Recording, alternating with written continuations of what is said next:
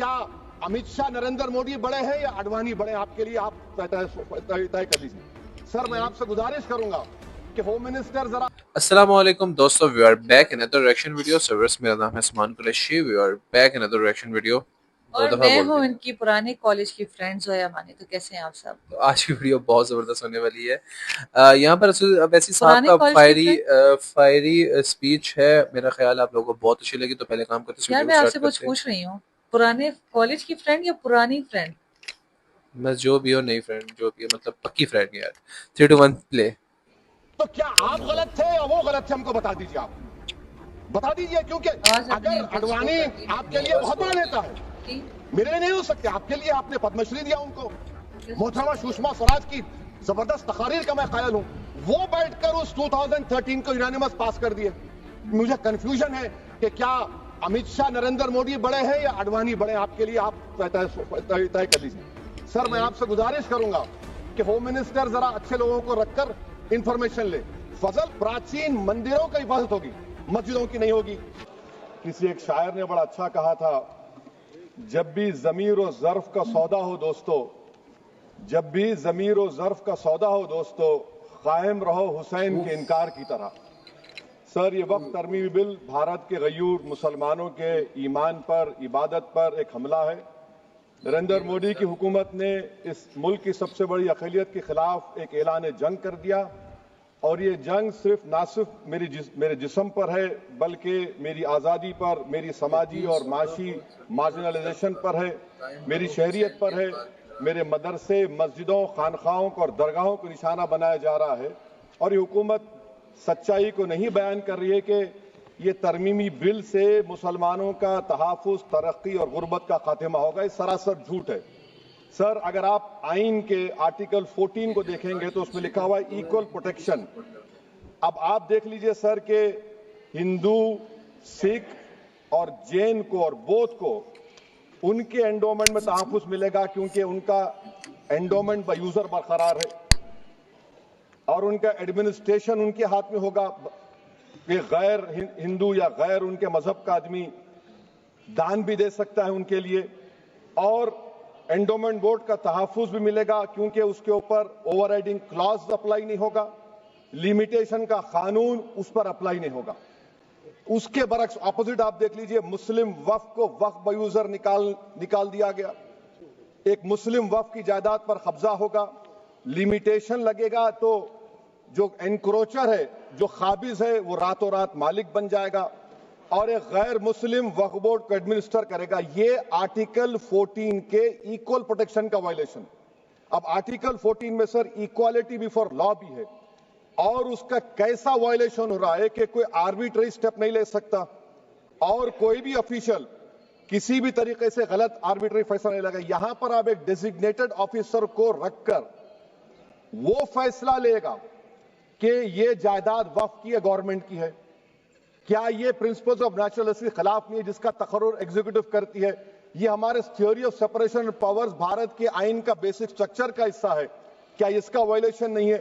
Sir article 25 का violation कैसे है कि आप मुसलमानों से वक्फ बाय यूजर छीन रहे हैं और फिर आप कर्ब कर रहे हैं वक्फ वाल औलाद को, मगर वहीं पर दूसरे धर्म के मानने वालों को उनके मजहब पर चलने की पूरी इजाजत है। लफ्ज जो आर्टिकल 25 में इस्तेमाल हुआ सर, वो इक्वली एंटाइटल्ड, यहां पर मुसलमानों के इक्वल एंटाइटल्ड नहीं हो रहा। अभी हम गृह मंत्री का, वजीर दाखिला का यहां पर उनका हमने तकरीर सुनी, यहां पर वो ये कहते हैं, वजीर दाखिला, शायद वो कटमुल्ला की जबान ना कह दें, वजीर दाखिला कहने पर वजीर दाखिला ने अपने बयान में कहा कि बोर्ड और काउंसिल जो होगा वो माने वक्फ इस्लाम से अलग है। सर अगर ये बात सच है आपकी, तो फिर आपको यह कानून बनाने की जरूरत ही नहीं है, आप एक नॉन स्टैट्यूटरी बॉडी बना दीजिए। ये जो कानून बन रहा है ना सर, ये आर्टिकल 26 इसका सोर्स है, और आर्टिकल 26 जब इसका सोर्स है तो आर्टिकल 26 का ABCD क्या कहता है कि रिलीजियस डिनोमिनेशन को अपने मजहब के अफेयर्स खुद चलाना, मूवेबल इमूवेबल प्रॉपर्टी को लेना और एडमिनिस्टर करना। जब हिंदू धर्म को, बौद्ध धर्म को, सिखों को यह राइट दिया गया है तो आप कैसे मुसलमानों से छीन रहे हैं? तो ये आर्टिकल 26 का ग्रेव वायलेशन है। तो सर अब वक्फ यूजर का मामला देखिए, मिनिस्टर साहब ने कहा कि एंक्रोचमेंट हो रहा है, 17,000 एंक्रोचमेंट हुए हैं। तो यही नरेंद्र मोदी की हुकूमत ने 2014 में उस वक्त के मंत्री ने एक Waqf properties eviction of unauthorised occupants bill को इंट्रोड्यूस किया। आपने विड्रॉ कर लिया 2024 में उसको। क्यों विड्रॉ किया सर आपने? जब आप मान रहे थे कि एंक्रोचमेंट हो रहा है तो आपने बिल को विड्रॉ कर लिया। अच्छा सर, अब वक्फ यूजर को आपने निकाल दिया, माने कंडीशन क्या लगाए कि अगर उसमें डिस्प्यूट होगा और गवर्नमेंट प्रॉपर्टी होगी। सर डिस्प्यूट तो है, मिसाल के तौर पर मोहिबुल्लाह साहब जिस मस्जिद के इमाम है, पार्लियामेंट के सामने मस्जिद है सर, 123 प्रॉपर्टीज में मस्जिद है, डिस्प्यूट चल रहा है। कल कलेक्टर या डिस्ट्रिक्ट ऑफिसर बोलेगा कि भाई साहब ये गवर्नमेंट प्रॉपर्टी है, स्टिकर लगा दिया जाएगा, मस्जिद बंद, गवर्नमेंट प्रॉपर्टी हो गई, होगी ना सर? अब ये बताइए, आप जब से यहां पर पूरे बीजेपी रूलिंग पार्टी हमको ज्ञान दे रहे हैं कुछ नहीं होगा, कुछ नहीं होगा, मैं दलील के साथ बता रहा हूं आपको। ये मस्जिद दिल्ली गवर्नमेंट बोलती हमारी है, वक्फ दिल्ली वक्फ बोलता हमारी है। तो सर वक्फ यूजर, अगर मैं अपनी गवर्नमेंट के खिलाफ वक्फ बोर्ड वक्फ यूजर इस्तेमाल नहीं करेगा तो क्या है सर? अच्छा, ये अमेंडमेंट जब हो जाएगा तो मुझे कहने दीजिए सर, सिर्फ प्राचीन मंदिरों की हिफाजत होगी, मस्जिदों की नहीं होगी। अब सर आप आ जाइए, अगर डिस्प्यूट मेरा एंशिएंट मॉन्यूमेंट से वक्फ का, एक मिसाल दे रहा हूं, दिल्ली में 172 वक्फ प्रॉपर्टीज एएसआई कंट्रोल में है, मैं तो हार ही गया वो, क्योंकि मेरे पास डॉक्यूमेंट नहीं है। आप कह रहे हैं कि डॉक्यूमेंट चढ़ाओ। अगर मेरा गवर्नमेंट से डिस्प्यूट चल रहा है, मैं तो क्लेम ही नहीं कर सकता, क्योंकि आप जज बनेंगे, आप ही फैसला करेंगे, और जब तक आप फैसला नहीं करते वो वक्फ की प्रॉपर्टी नहीं होगी। वो प्रोविजन डाल दिया आपने। अच्छा, अगर मेरा डिस्प्यूट एंक्रोचर से होगा सर, तो एंक्रोचर में तो आपने तो 107 को डिलीट कर दिया। आप रातों रात खाबिज को, एंक्रोचर को मालिक बना रहे हैं। सर मैं ये पूछना चाहता हूं आपके जरिए हुकूमत से, एक मुंबई में एक बहुत बड़े दौलतमंद है, खोजा बरादरी का यतीम खाना था, उन्होंने 2004 या 5 में 22 करोड़ में खरीद लिया। वो केस सुप्रीम कोर्ट में कि आप उनको मालिक बनाना चाहती है लिमिटेशन एक्ट अप्लाई करके, हमको बताइए, हम जानना चाह रहे हैं। और सच्चर कमेटी ने सर 2007 में कहा कि दिल्ली के 123 प्रॉपर्टीज की मार्केट वैल्यू 6,000 करोड़ की। आज हम 2025 में आ गए, क्यों आप उन प्रॉपर्टीज के खिलाफ पड़े हुए? 1976 में उस वक्त के वजीर आजम इंदिरा गांधी लेटर लिखा, इसको आप दे दीजिए, मगर आप उसको मानने को तैयार नहीं है। तो सर और एक जो झूठ फैलाया जा रहा है, management empowerment efficient development. Sir this bill takes any management from the hands of Muslims, disempowers the waqf in comparison to any other stakeholder, takes away the efficiency of administration and hampers development. Waqf disempowerment in the name of efficiency, inefficiency is being created. The progress of development from pre-independence till today is sought to be destroyed. Sir अभी हमारे home minister साहब ने फजल पुकाया case का जिक्र किया। Sir मैं आपसे गुजारिश करूंगा कि होम मिनिस्टर जरा अच्छे लोगों को रखकर इंफॉर्मेशन ले। फजल पुकाया का ऑबिटर क्या है? इट इज ऑबिटर, वो रेशियो डिसेंडेंटाई नहीं है जो आपने कहा है। अच्छा सर, शेड्यूल ट्राइब के बारे में कहा, क्या शेड्यूल ट्राइब में मुसलमान नहीं होते? शेड्यूल कास्ट में नहीं होता मुसलमान, शेड्यूल ट्राइब में मुसलमान होता। तो क्या आर्टिकल 25 मेरा चला गया, आर्टिकल 26 चला गया, आर्टिकल 14 चला गया, 15 चला गया, 29 चला गया? लक्षद्वीप का एक मुसलमान एमपी है, क्या उसको राइट नहीं है क्योंकि ट्राइबल है? क्या कह रहे हैं आप? इस ऐवान को क्यों गुमराह कर रहे हैं आप शेड्यूल ट्राइब के नाम पर? सर और एक चीज जो आपको बता रहा हूं सर, अब आप जब आर्टिकल 26 से मेरा सोर्स है, तो आप सेंट्रल वक्फ काउंसिल में 22 में से 10-11 आप नॉन मुस्लिम को बना सकते हैं। रिलीजन न्यूट्रल आपने कह दिया, और आप बनाएंगे, क्यों बनाएंगे आप? स्टेट वक्फ बोर्ड में 7 नॉन मुस्लिम होंगे और 4 मुसलमान। क्यों होंगे?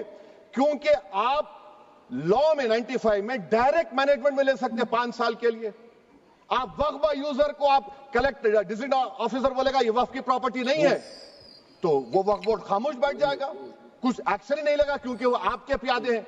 अच्छा, जब आप नॉमिनेट करेंगे सर मैं मोदी गवर्नमेंट के खिलाफ नो कॉन्फिडेंस ला सकता हूं, मगर वक्फ बोर्ड का चेयरमैन जो नॉमिनेट होगा उसके खिलाफ नो कॉन्फिडेंस नहीं ला सकते हम।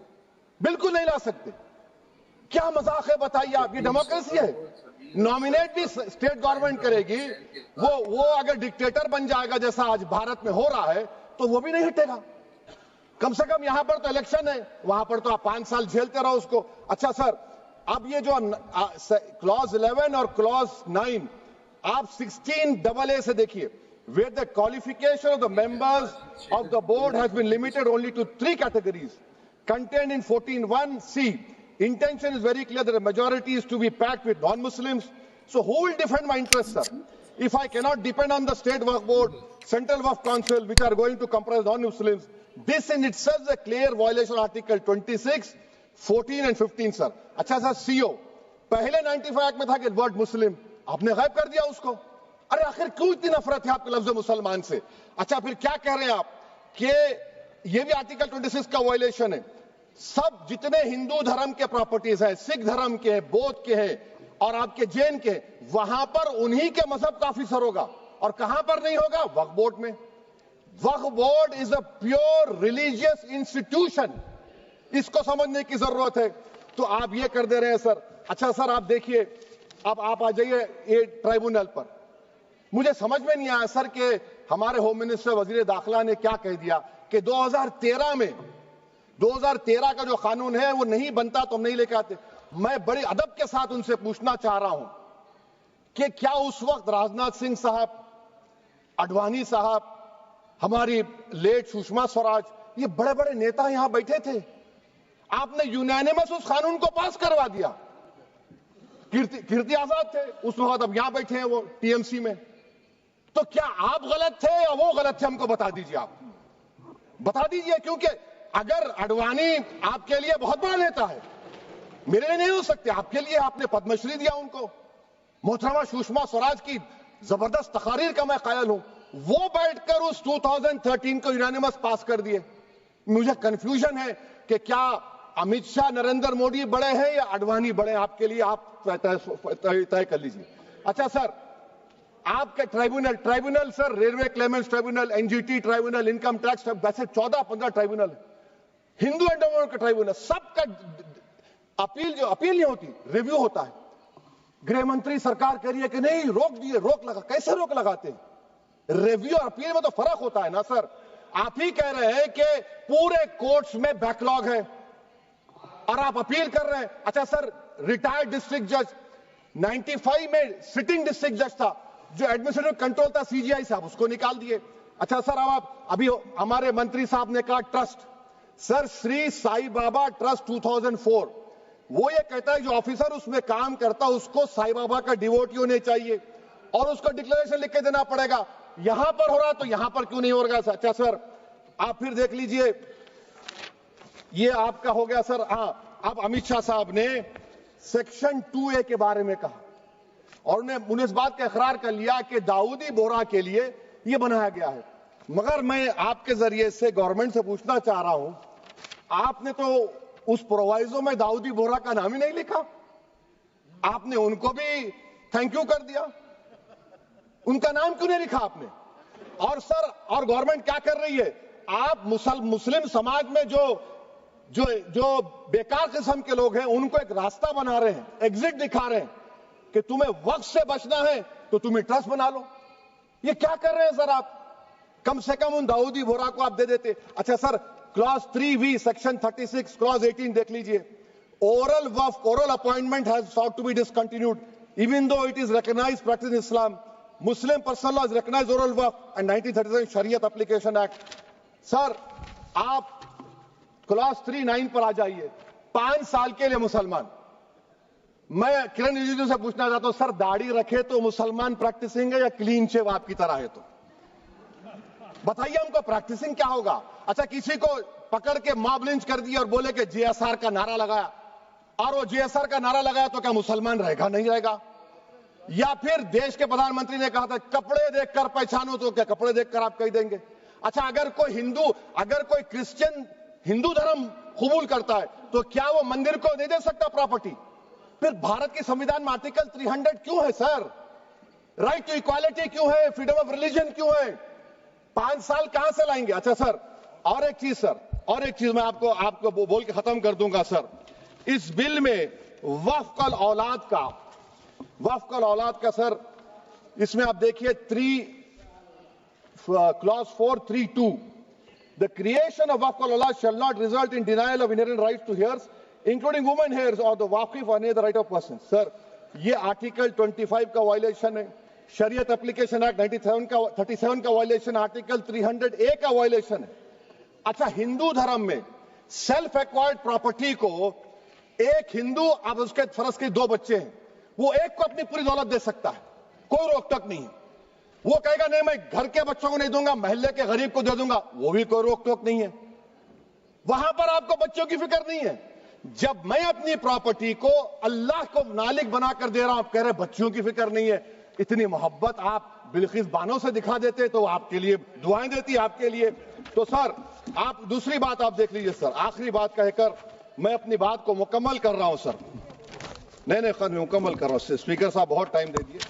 सर आप देखिए, इसमें अमित शाह साहब बोले कि इतनी प्रॉपर्टीज का कब्जा हुआ, चोरी हुई, ये हुआ।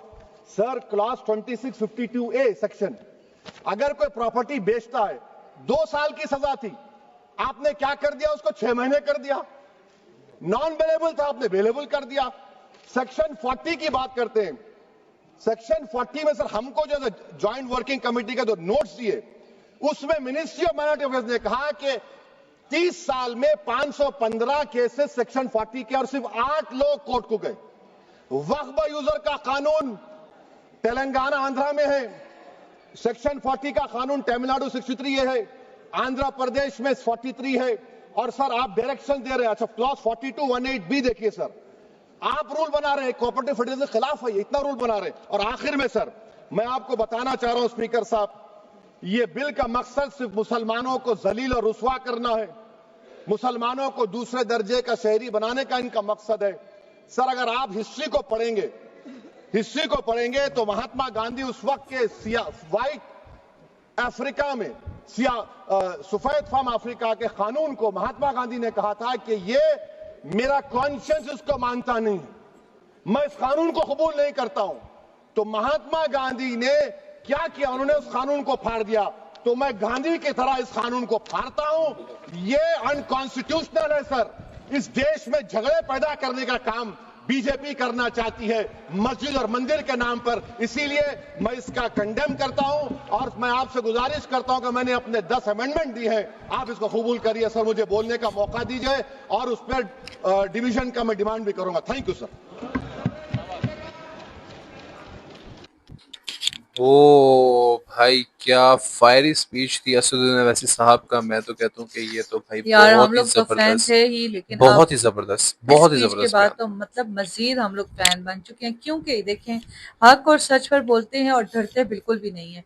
यार वाकई ऐसे कानून की उस्मान क्या जरूरत है जब आप वो कानून पे चलते ही नहीं है। बहुत अच्छा किया इन्होंने इधर फाड़ा मेन है बात ये कानून। है कि देखिए वक्फ बिल की बात करते हैं, ठीक है, आर्टिकल 62 की बात करते हैं, आर्टिकल 41 की बात करते हैं, और डेफिनेटली आर्टिकल अगर हम 14 की बात करें तो शायद कहना गलत नहीं होगा, ठीक है। फिर माइनॉरिटीज की बात अगर करो, डेमोक्रेसी की बात करो, मतलब सब तरफ सिर्फ मोदी सरकार है और दूसरी तरफ कोई नहीं है। भाई बस आप ये लोगों है ने कि क्या मोदी किया? सरकार को अगर कोई सपोर्ट कर रहा है तो ही बड़ा बंदा है, अगर उसको सपोर्ट नहीं कर रहा तो वो सबसे बड़ा लानती इंसान है। ये मोदी सरकार कहते हैं कि भाई मोदी अगर देश को बचाना है तो मोदी को आगे लेकर आना है। तो मैं तो ये कहता हूँ कि देश को बेड़ा गर्क करवाना है तो मोदी को आगे लेकर आना है। बस मैं ये कहना चाहता हूँ। लीगल सीरियसली चीजों को इनलीगल कर रहे हैं भाई। जिस तरह से मस्जिद को आप लोग कह रहे हैं कि ये इस तरह से होगा नहीं तो उस तरह से देखिए होगा। उसकी उसकी एक मेन बात है ना, देखिए मस्जिद आ रही है पार्लियामेंट के सामने, कुछ टाइम बाद वो कहेंगे तो गवर्नमेंट की प्रॉपर्टी है, ठीक है, ऐसा ये ही बात है। से मैं इनकी एग्री करता हूँ।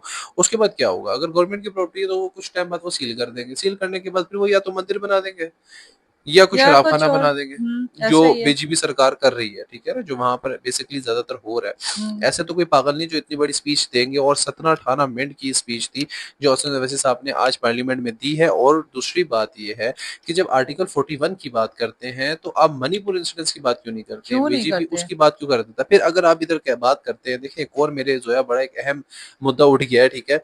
अब यहाँ पर अगर आप लड़कियों को कहते हैं कि जी बेटी पढ़ाओ, ठीक है, तो हाँ। बेटी की आप अगर बात करते हैं तो मुझे ये बताएं बिल्किस बानो की क्या गलती थी, उसकी दुआएं ले लेते हैं। उसकी दुआएं ले लेते ठीक हैं। है, जो बिल्किस बानो के साथ केस हुआ है, जो बिल्किस बानो के साथ मामला तय हुए हैं, आपने उधर क्यों नहीं सपोर्ट किया? वहां आपके लिए सबसे बड़ा एडवांटेज था हीरो उनका तो बनने का, कोई नाम आपने ही नहीं उसका लेता। सोचा भी नहीं। ठीक है, हाँ। फिर अब दूसरी एक और बात करते हैं। हम्म। गुजरात के अंदर जितने भी बड़े इंसिडेंट्स किए हैं मोदी कहाँ है सरकार वो? ने, उसके मामलात मुझे बता दें। अगर आप आर्टिकल 14 की बात करते हैं, हम्म। 41 की बात करते हैं, 61 किधर की है बात करते हैं, कानून? 62 की बात करते हैं, तो मुझे बताएं कि वो सारा जो सिस्टम था, अब जो वक्फ बिल है, ठीक है, हम्म। इसको इन्होंने निकाला था और उसके बाद इनको दबा दिया था। ठीक है, फिर दोबारा उन्होंने वक्फ बिल का कह दिया कि जी उसको वक्फ बिल के ऊपर बड़े से इश्यूज उठा दिए हैं। ठीक है, तो अब ये सीधा सीधा ये कहना चाह रहे हैं ना कि जिसने देश में रहना है उसने बीजेपी का नारा लगाना है हाँ, और भगवानों को हटा के मोदी की स्टेचू बनाकर मोदी को पूजना है। वो पूछना है, वही आरती हिंदू नहीं, उतारनी है। वही इंडिया में रहेगा, बाकी और कोई भी इंडिया मैं में नहीं बताऊं रहेगा। क्यों उस्मान ऐसे वो कर रहे हैं, ये कानून क्यों इस तरह से बदल रहे हैं और कानून पे क्यों नहीं उतर पा रहे सही। यार वो कहते हैं मेरी टेबल पे फाइल्स के ऊपर फाइल्स पड़ी रहती हैं, वो तो पड़ी रहती हैं।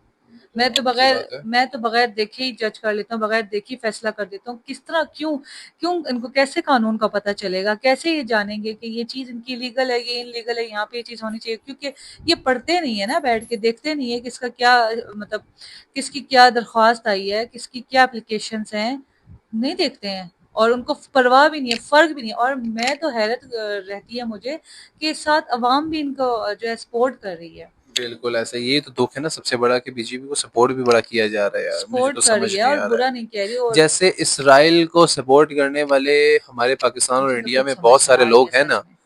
ठीक है जोया, जैसे इसराइल को सपोर्ट करने ऐसा वाले ही है। हमारे पाकिस्तान और इंडिया में बहुत सारे लोग हैं ना, हम्म। इसी तरह हिंदुस्तान में बीजेपी को सपोर्ट करने आंखें वाले बंद की हुई बहुत हैं। सारे लोग हैं।